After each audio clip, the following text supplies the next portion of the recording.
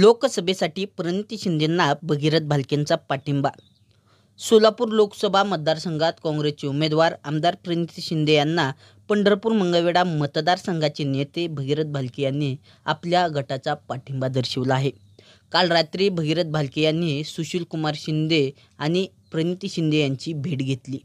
या भेटीदरम्यान लोकसभा निवडणुकीसाठी प्रणिती शिंदे यांच्या पाठीमागे आपला गट भक्कम असेल असे भगीरथ भालके यांनी सुशील कुमार शिंदे यांना आश्वासित केले आहे।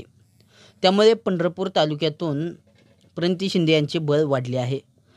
भगीरथ भालके प्रणिती शिंदे यांचा उमेदवारी अर्ज भरण्यासाठी जाणार असल्याची माहिती सूत्रांनी दिली आहे।